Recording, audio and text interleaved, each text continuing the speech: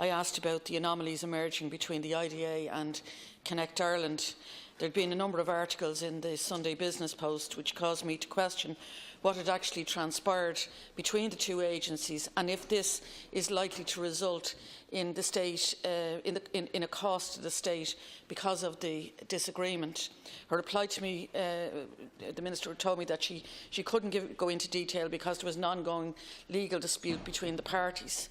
Yesterday, the Jobs Committee heard allegations that ConnectIreland were possibly stymied in creating jobs in what sounds essentially like a turf war. On the other side, the IDA have noted that ConnectIreland failed by a long shot to reach the target set in the numbers of jobs created, or the scheme was set to create. Whichever side is correct, the fact remains that there is a significant and fundamental difference between the jobs numbers claimed by both the IDA and ConnectIreland. A Morning Ireland report today told us that the verification process used by the IDA to ascertain whether a connector would be due a payment under the scheme had refused a significant number of connections, yet on a review, a third of these were overturned. This suggests a serious issue with the verification process used by the IDA. The core issue here, Taoiseach, is that there were potentially jobs lost to Ireland, and if this is the case, then the reasons for that must be made clear. An important element of this is the potential reputational damage caused. Imagine it from the point of view of someone who wants to invest, where there's two state agencies essentially almost in dispute with each other, and look at the confusion that would create. The issue is time sensitive in that the contract expires this coming Sunday, and clearly these issues must be satisfactorily addressed, not just behind closed doors before any new contract is entered into, or indeed this one is cancelled. So my questions are, why is there such a fundamental difference between the IDA and ConnectIreland regarding the jobs numbers? Who is nearer to the truth here? And if it transpires that ConnectIreland are the ones telling the truth, how much money will the IDA, using public money, have to fork out in compensation? Is that figure likely to be in the many millions, as has been reported in the media, with figures of around 14 million circulating? And will it be the IDA or the department that would be, would be the ones that would be called to pay out the compensation if that was the case? And has any amount been factored into either of their budgets for this? Thank you, Deputy. Taoiseach. Thanks. Well, I think the first thing I should say is that I'm quite sure that you welcome the improvement in the numbers of people working in the country. Unemployment has fallen from 15.2 to 6.6, with over 2 million plus people now working in Ireland, spread throughout the regions where every sector is growing. In fact, I was accused in Cork recently of being responsible for clogging up the roads with people going to work, which I suppose is a challenge of success. I was interested in this initially, Deputy Murphy, because this was born out of an initiative that came from the 2011 Global Irish Economic Forum, with the aim of involving global diaspora in job creation here when things were very bad. And the intention was that, supposing your son or cousin or daughter or whatever was working, let's say, for a firm in Brazil, and that the firm intended to invest in Europe, and that employee or somebody said, well, if you're going to invest in Europe, would you consider Ireland? And that if jobs resulted in Ireland being sustainable jobs, that there would be a finder's fee made available for the person who initiated that. It was never intended that the numbers involved would be on the sort of radar scale of the IDA as they generally deal with foreign direct investment coming in here. Many of these would be smaller job numbers in places where the IDA would not normally be in a position to invite or attract jobs to. They could be 4, 10, 20 jobs and might grow subsequently. And that was the intention of the scheme. And I remember meeting over in government buildings arising from the 2011 Global Irish Forum, all of the players involved, and we set that up and it started off in a very successful way. So there are, hold on now, you had your say. There are three issues here. One is the legal issue, which I can't comment on, and that's in respect of the financial situation. The second is, what were the number of jobs, and what are the number of jobs that were created by the ambassadors or by the connectors of Connect Ireland? And thirdly, what is the position now? Well, this was a 4-year scheme.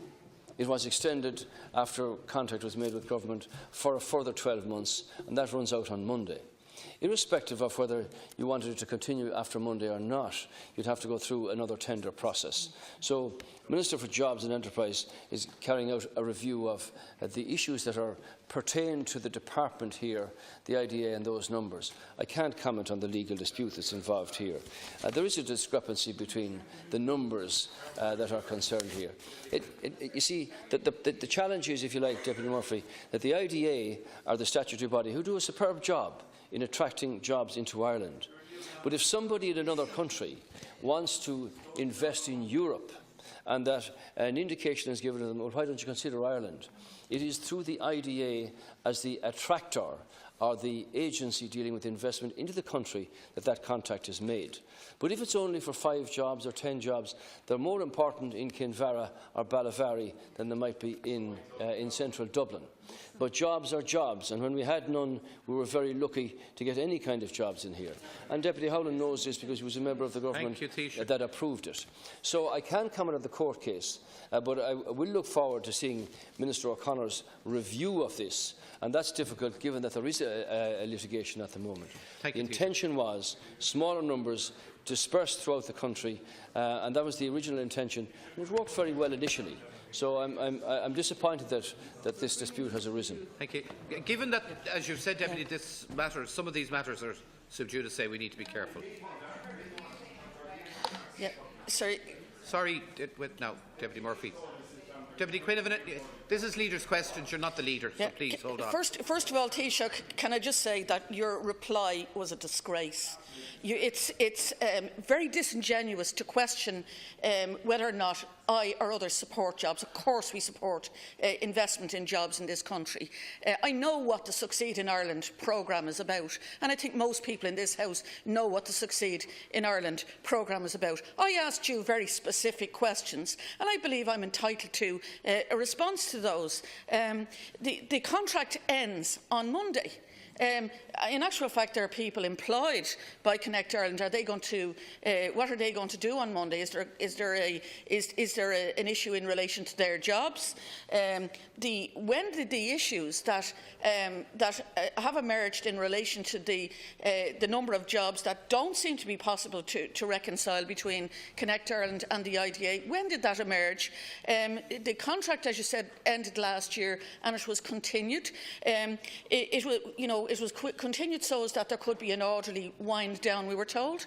Now, were there similar disagreements or concerns last year, and is there additional liabilities or potential liabilities as a consequence of extending that time? Also, Taoiseach, the department have been lobbied by people like, for example, John Moran on the Connect Ireland side. It would be useful to know who is lobbying. Is there actually a review actually taking place? And it is time sensitive in this, that this is closing down on Monday. Thank you, Deputy. You need to address that issue. Murphy, of course I know you support jobs, but I just thought it was conveniently absent from your contribution that you never thought to mention the fact that we have 2 million plus people working in the country now. That's the point I'm making. Maybe you forgot it genuinely. Maybe you did. I'll allocate you that. But I would say this to you: the board of the IDA considered this Connect Ireland scheme last November 2016, and I'm a big supporter of Connect Ireland.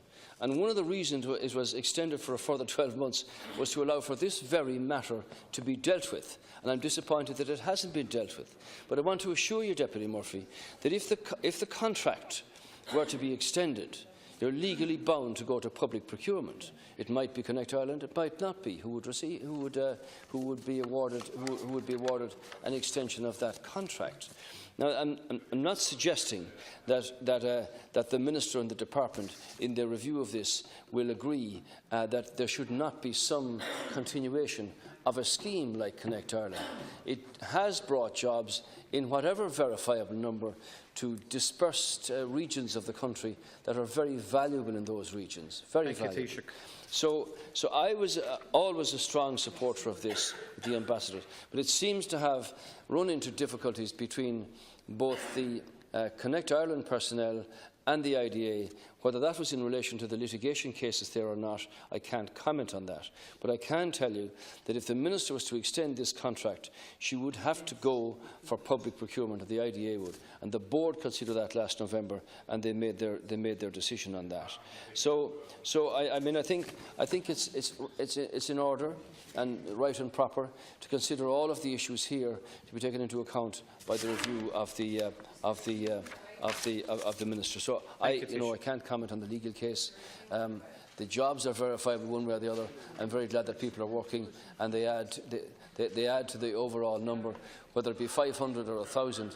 If that's claimed by Connect Ireland versus the IDA. IDA are a world standard agency for bringing investment into the country. So it's disappointing that it's ended up in this particular fashion, and obviously the court case will make its way. Thank you, Taoiseach. That concludes Leaders' questions.